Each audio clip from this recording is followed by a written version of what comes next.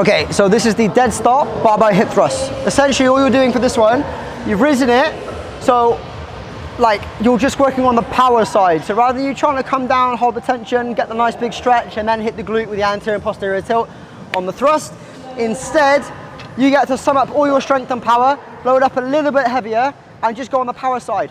So if you're going for heavier weights, let's say you're going for like 6 reps and that's all you're going for, this is perfect for you. So bring yourself up to start with. Essentially, it's just singles. From here, drive back down. Drive back down. Up, back down.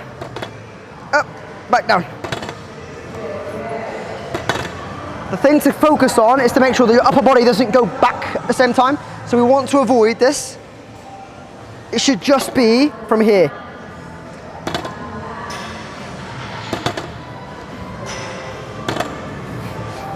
Roll out. That's it.